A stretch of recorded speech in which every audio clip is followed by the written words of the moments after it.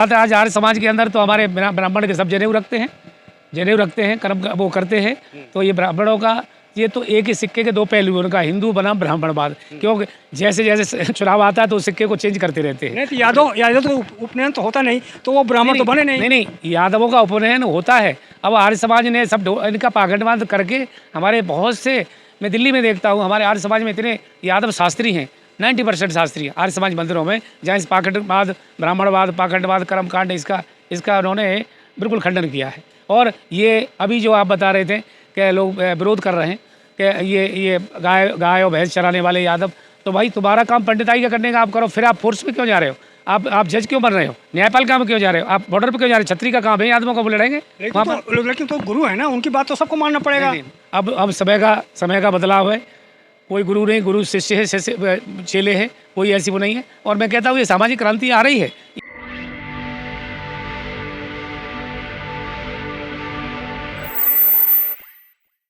जय भीम, मैं मेवालाल। आज मैं समझने के लिए आया हूँ, कॉन्स्टिट्यूशनल क्लब है जो इटावा का घटना है, इससे संबंधित हमारे रिटायर अफसर हैं ये, इनसे समझूंगा कि आखिर जो इटावा का घटना हुआ है उसमें कहा जा रहा है कि जो वहाँ पर ब्राह्मण बाहुल इलाका है, वहाँ पर यादव के लोग कैसे वहाँ पर कथावाचक सुनाए गए। सर आप इधर आइए, तो कैसे आप देख रहे हैं जो कहा जा रहा है कि यादव होकर के कथा वाचना ब्राह्मण के इलाके में कैसे पहुँच गए? सर्वप्रथम मैं आपका ये बहुजन समय मेवालाल जी, आपका हार्दिक मैं स्वागत करता हूँ। मैं शिक्षाविद हूँ, तो शालीनता के और शासन के रूप में आपको बताऊँगा, मैं यादव जरूर हूँ लेकिन मैं शिक्षाविद हूँ, 3 सब्जेक्ट से PG हूँ, PhD हूँ। और ये मैं सर्वप्रथम मैं कविवर भूप सिंह यादव आज इस प्रेस कॉन्फ्रेंस में आए हुए आप सभी पत्रकार बंधुओं का, अपने सभी साथियों का आभार प्रकट करता हूँ कि आप सब लोग यहाँ पर पहुँचे। आज प्रेस कॉन्फ्रेंस का मुख्य विषय इटावा में जो मुकुटमणि यादव के साथ जो अन्याय हुआ उसको लेकर के यादव समाज इसका पुरजोर विरोध करता है कि आज समाज में सबको कथा कहने का, कर्मकांड करने का अधिकार है। और यह हमारे शास्त्रों में भी वर्णित है। गुण कर्म स्वभाव के आधार पर यह तय होगा कि कौन सा व्यक्ति कौन सा कार्य करेगा, जात के आधार पर तय नहीं होगा, नहीं कर सकते। इसलिए आज हम यहाँ पर अपनी आवाज़ को उठा रहे हैं और मुकुटमणि यादव को न्याय मिले, दोषियों के खिलाफ कठोर कार्रवाई हो। धन्यवाद इसके साथ। और हम सब योगेश्वर श्री कृष्ण भगवान के वंशज हैं। कृष्ण भगवान हमारे आराध्य और पूजनीय हैं। हमारे वंशजों का अगर अपमान होगा, यादव समाज के लोगों का अगर अपमान होगा, तो हम उसके साथ कंधे से कंधा मिलाकर खड़े हैं। हमारे समाज के लोगों को कथा कहने, कर्मकांड करने, कृष्ण की लीलाओं को गाने का पहला हक है। ठीक है, हाँ, इसके साथ ही अब आप बताइए। मेरा सवाल ये है कि ब्राह्मण और हिंदू एक ही वर्ड है कि अलग अलग हैं?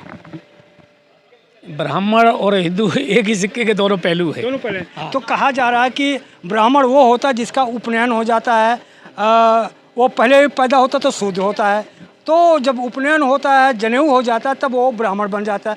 शूद्र लोगों का इसलिए वो हिंदू नहीं है क्योंकि वो उनका उपनयन नहीं होता। क्या कहेंगे? नहीं, ये गलत बात है। आज आर्य समाज के अंदर तो हमारे ब्राह्मण के सब जनेऊ रखते हैं, कर्म वो करते हैं।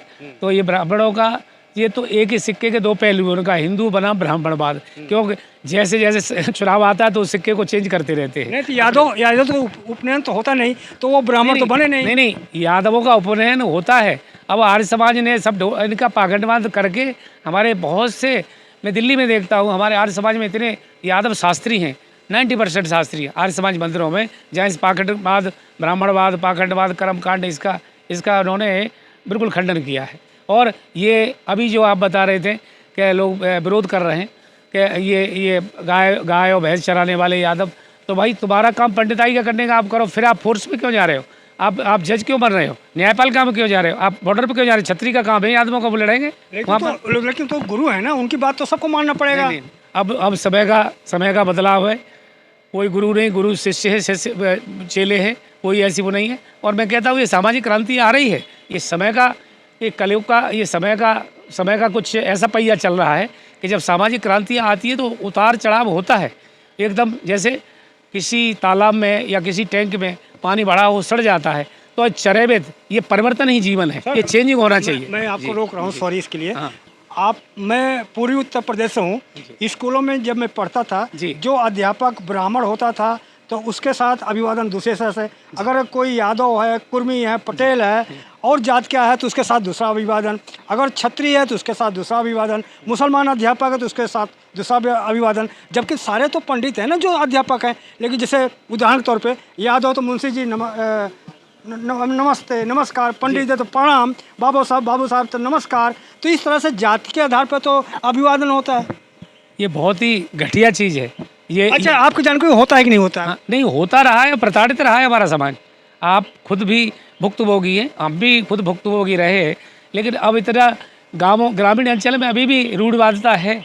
हाँ, वो चार उसी अभिवादन को चार संस्कृति में अलग करेंगे, उसमें अलग करेंगे, अपनी सुविधा अनुसार करेंगे। अच्छा सर, मैं रोक रहा हूँ, सॉरी इसके जी, लिए। जी। पूरी बात नहीं कहने दिया आपको।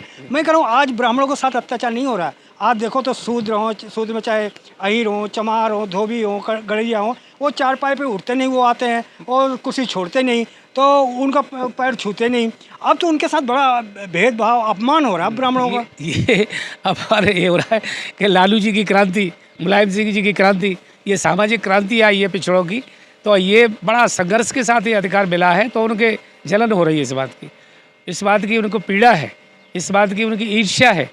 तो ईर्ष्या का ही बदला है ये जो हो रहा है आज, ये ईर्ष्या का ही बदला हो रहा है कि हमारी रोजी रोटी का जो धंधा है, ये धर्म नहीं धंधा है। हमारी बिजनेस को कैसे हड़प लिया है इन्होंने। हमारे वो क्षेत्र के पूर्वांचल के, हमारे फिरोजाबाद और ये आपका आगरा, फरुखाबाद, ये रीजन है हमारा इटावा। तो इस रीजन में मैं देखता हूँ 99% हमारी लड़कियाँ शास्त्री हैं, लड़के शास्त्री हैं।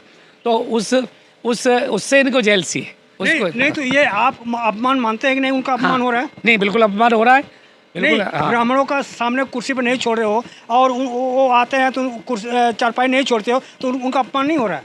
उनका अपमान अब सब जमाना चला गया। क्या इसको क्या मानते हैं आप? नहीं, तो ये उनकी मानसिकता है, लेकिन अब ये जमाना चला गया। जितने रूढ़वादी हैं वो वहाँ चल रहा है, लेकिन शहर में उसमें नहीं, अब नहीं है। तो ये अधिकार कहाँ से मिला? ये जो आज कोई अधिकार, ये संविधान नहीं दिया आपको? नहीं, ये अधिकार उनको कोई विशेष अधिकार नहीं मिला। All are equal. संविधान में सबका अधिकार बराबर है, समानता का अधिकार है, समानता का अधिकार है। और ये कोई अधिकार नहीं मिला, ये मनुस्मृति का अधिकार था, वो जमाने लग गए हैं। सर, मेरा सवाल है कि जो रेणु तिवारी हैं उनके साथ कहा जा रहा बहुत बड़ा अपमान हो रहा है। एक महिला कहाँ से मूत्रदान करेगी? अब पूरा मीडिया में चला है कि वो मूत्रदान किया है। अब तो कई औरतें कह रहे हैं कि अब गंगा स्नान नहीं जाएंगे, अब उनका आता पता बताइए, अब जाके वहाँ पर पवित्र हो जाएंगे। कैसे कहेंगे? अरे इसके लिए क्या कहें, कोई शब्द नहीं है इस महिला के लिए। महिला के नाम पे कलंक है। ये तो एक ऐसी द्रौपदी बनी है जिसने पूरा महाभारत करा दिया, पूरा महाभारत करा दिया। और अभी भी उसके वक्तव्य ऐसे है कि हम कह नहीं सकते। अब बताते FIR हुई है, तो ये बहुत ही समाज के लिए संतुष्ट है। FIR हो गया तो संतुष्ट है? हाँ, नहीं, FIR होने के बाद उस पर कार्रवाई हो। कैसा कार्रवाई? हाँ, जो भी संविधान के धाराओं के तहत जो कार्रवाई वो होनी चाहिए उसके खिलाफ। हाँ। अच्छा, जैसे कहा जा रहा है 4 आदमी को गिरफ्तार किया, वहाँ तो देख रहा जब ये उसके साथ घटना हुआ रहा था, कोई मुंडन मोड़ रहा था, तो कोई धक्का मार रहा था, तो कोई कुछ कर रहा था, लेकिन वहाँ 4 आदमी को गिरफ्तार किया। बाकी लोग कहाँ गए? बाकी लोग कहाँ गए? बाकी ये सब षड्यंत्र के तहत हुआ है। ये प्री प्लानिंग है। ये हमारी अब किसका नाम नहीं लेती, प्री इलेक्शन आ रहा है, प्री प्लानिंग है कि कुछ जो माचिस की तिल्ली डाल दो, आग जलती रहेगी। पहले रामजीलाल सुबर वाला कांड हुआ, उस वक्त दलितों वाला वो कांड चला, उसके बाद इधर माचिस की तिल्ली फेंक दी, कल दूसरे पे फेंक दी जाएगी। हाँ, क्या अखिलेश यादव ने अगर वहाँ पे जो उनके साथ अपमान हुआ है, सम्मान कर दिया है, उनका सांत्वना दिया है, तो गलत किया है क्या? नहीं, सही किया है उसने। अब अखिलेश जी ने सही किया मानवता के नाते। एक बेचारा वो ढोलक वाला था, वो तो अंधा था, कठेरिया, उसकी ढोलक ले ली, सारा सामान ले लिया और इतनी बेइज्जती की। कहा जा रहा है कि सोशल मीडिया को जातिवाद बढ़ावा दे रहे हैं। नहीं, जातिवाद को बढ़ावा नहीं दे रहे। ये अखिलेश यादव ने एक मानवता के नाते सही किया है। कल उनका जन्मदिन भी था, कितने बच्चों को साइकिलें और बस्ते और सब दुनिया भर के दिए हैं। ऐसा जन्मदिन जो आम जनमानस पे कितना कल सम्मान मिला है। मैं देख रहा हूँ पूरे मीडिया में, हर एक तबके में PDA का वास्तव में जननायक है। और हम कहते हैं कि अगर ऐसे ठुकते पिटते हैं तो PDA मजबूत होगा। NDA एंड PDA, ठीक है, ये बीच के वो चल रहा है इनकी फाइटिंग। अब देखो, हाँ, इलेक्शन आपका कहना मतलब है कि अगर इस तरह से अपमानित होंगे यादव, कुर्मी, पटेल, तो ये एक होंगे। ये ठुकते पिटते रहेंगे तो मजबूत होंगे। ये बहुत ये तो अच्छे काशीराम बहुत पहले कहे थे हाँ। कि हमारा समाज जब तक पिटेगा तो एक होगा, जिस दिन पिटना बंद हो तो ये देखो, अखंडित हो जाएंगे। बिल्कुल पिटेगा लुटेगा तब ये सही रहेगा। हाँ तभी ये मैं कह रहा हूँ ये बड़ा परिवर्तन का दौर है। ये परिवर्तन का दौर है। और आप एक सीनियर आदमी हैं, रिटायर हैं, क्या समाज को संदेश देंगे कि जिस तरह से ब्राह्मणों ने बाइकाट कर दिया कि यादव से हमें कथा नहीं सुनना है, अब वो क्या कहते हैं, ब्राह्मण का काम है ब्राह्मण का करेगा, शूद्र का काम है शूद्र वाला करेगा, तो अब समाज को क्या कहोगे कि अगर शादी ब्याह को कराना है और दाह संस्कार कराना है, नामकरण करना है, तो अब पंडित जी तो आपके यहाँ आएंगे नहीं, तो कैसे वो करेंगे? अब हम गाड़ी लेते हैं नहीं हैं तो उसका पंडित जी आएंगे, लड्डू बांटेंगे, 2000 का बोले जाएंगे, लेकिन फिर भी हमें इंश्योरेंस कराना पड़ता। भाई इंश्योरेंस नहीं कराना पड़ा तो गाड़ी का क्या पूजन हुआ? अब पंडित जी आए, गाड़ी आई निकली गई, जितनी बड़ी गाड़ी है उतनी उनको दान दे दो, 5000 2000 जो भी लड्डू बांटो। अगर पूजा हो फिर भी इंश्योरेंस ही कराना पड़ा तो पंडित जी की पूजा का क्या इंश्योरेंस है? हैं एक अंधविश्वास है, क्योंकि उन्होंने अपना तकिया कलाम अपना ये एक मोनोपोली कर रखी है। ये हमारी परंपरागत रूढ़िवादिता है जिसका हम शिकार हो रहे हैं। हाँ। आप एक जानकार हैं, पढ़े लिखे हैं आप लोग, तो मैं समझता हूँ कि जब शादी होता है तो लोग शायद पूछने जाते हैं कि पंडित जी बताएंगे किस डेट को हम। पंडित जी अपनी बच्चियों की खुद की नहीं कर पाते कि कल कहाँ एक्सीडेंट होगा, मेरी लड़की कल विधवा होगी, क्या समय देखते हैं? सारा समय असफल होता है। ये सब जो है ज्योतिषी वगैरह जो है, ये सब जो कर्मकांड सब अधूरे चल रहे हैं लोग। ये धंधा है। क्या डेट पूछना बंद कर दें समाज? नहीं बिल्कुल डेट पूछना नहीं। अब हमारे विद्वतजनों की लिस्ट तैयार कर रहे हैं जिसमें हमारे पढ़े लिखे शिक्षित और ज्योतिषाचार्य हमारे यादव वर्ग में भी काफ़ी है, उनकी लिस्ट जारी कर रहे हैं। इसका विकल्प क्या है सर? हमारा समाज तो पढ़ा लिखा नहीं है, तो नामकरण के लिए जो कहते हैं शादी ब्याह का जो डेट पूछने जाते हैं कि कब हमारा साहित्य अच्छा दिन है, शुभ दिन है, तो अब क्या विकल्प है आपके लिए? विकल्प तैयार हो रहा है, उसके लिए प्लानिंग चल रही है हमारी। विकल्प तैयार हो रहा है, जो शिक्षित और विद्वत हमारे समाज के जो व्यक्ति हैं उनकी लिस्ट और मोबाइल नंबर जारी हो रहा है और सर्कुलेट हो रहा है कि इनसे संपर्क करिए। तो अच्छा आप बताइए कि आज तो ब्राह्मण कर रहे हैं कि हम यादव से कथा नहीं सुनेंगे, कल अगर दलित कथा सुनाता है तो यादव लोग उसको सम्मान देंगे, बुलाएंगे? नहीं, यादव तो सम्मान दलित का, यादव तो सबका सम्मान कर रहा है। और बल्कि हमारे जितने बैकवर्ड में दलित के अगर मान लीजिए कोई दलित है कथा कर रहा है वो, तो यादव क्या अपने यहाँ बुला के सुनेंगे? यादव बुला के सुनेंगे। यादव सम्मान कर रहा है, यादव ने हमेशा दलित की सम्मान किया है और जो कुछ जितनी भी हरकतें हुई हैं इसी वर्ग की हुई हैं। और अब देखो हमारे शास्त्रों में भी दिया हुआ है, हमारे भगवान कृष्ण और सुदामा की मित्रता थी और बिल्कुल अटूट संबंध थे। तो हृदय में मैं कवि हूँ तो एक पंक्ति सुना रहा हूँ आपको। हृदय में खींच जाए उसको चित्र कहते हैं। हाँ, हृदय में खींच जाए उसको चित्र कहते हैं और सुदामा कृष्ण जैसा उसको मित्र कहते हैं। इतना भगवान कृष्ण ने तो 2 लोग दे दिए थे, पर रुक्मिणी ने कर दिया था, रोक लिया था, नहीं सारा ही कुछ दे दिया था। और उनके पैर नहीं, उनके आँखों के नैनन के जल से पग धोए, पारी परात को हाथ छुआ नहीं। तो ये इतनी अटूट मित्रता को, इतनी अभीष्ट को इनको कलंकित किया है इन्होंने। ये तकियानुशी नैरो माइंडेड के लोगों ने, ये हमारे ब्राह्मण वर्ग में हमारे बड़े शिक्षित लोग हैं, सब कुछ है, लेकिन ये कुछ चंद लोग दकियानुशी ने, वो कहते हैं एक मछली सारे तालाब को गंदा कर देती है, तो एक गंदी मछली समझ लीजिए आप जो सारे तालाब को गंदा कर रही है। अब तक तो होता था कि धर्म पूछ करके उसको अपमानित किया जाता, मारा जाता था, अब तो जात पूछ के मारा जा रहा है। जबकि धीरेन्द्र शास्त्री कह रहे हैं कि जाति पात की करो विदाई, हिंदू हिंदू भाई भाई। अब तो हिंदू है ना आप लोग? हाँ, नहीं हिंदू काहे के, जब तुम जाति पात करके विदाई कर दोगे काहे घंटे के हिंदू रहेंगे? कहाँ घंटी बजाएंगे फिर हिंदू? हाँ, उनमें जब जात पात में के साथ ये होगा, सबको संगठित तो होकर ही तो हिंदू संगठन बनेगा। जब हमारा हिंदू राष्ट्र बनेगा, सारी जातों को सबका विकास, सबका वो, तुम सबका सत्यानाश करने जा रहे हैं। देश हिंदू राष्ट्र बनना चाहिए? हिंदू राष्ट्र ऐसा, हमारा देश सेकुलर है, धर्मनिरपेक्ष है हमारे संविधान के अनुसार।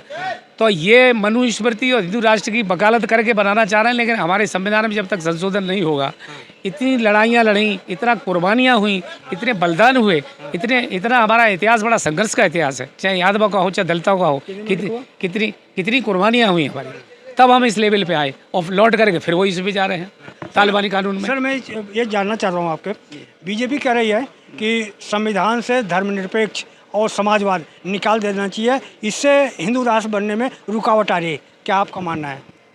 ये ऐसा हो नहीं सकता, इसमें बहुत क्रांति आएगी और ऐसे नहीं हो सकता और ये होना भी नहीं चाहिए। हमारा सर्वधर्म समभाव की भावना रही है, बस देव कुटुंबकम की हमारी भावना रही है। कहा जा रहा है कि बाबा साहब को जो संविधान था वो इसमें था नहीं, ये तो कांग्रेस ने, इंदिरा गांधी ने जोड़ दिया था। नहीं, नहीं, ये इंदिरा गांधी ने इमरजेंसी में कुछ लॉज जोड़ा था, सोशलिज्म वाला, सोशलिज्म वाला जोड़ा था, समाजवाद और करके धर्मनिरपेक्ष जोड़ा था, और वो इमरजेंसी में जोड़ा था।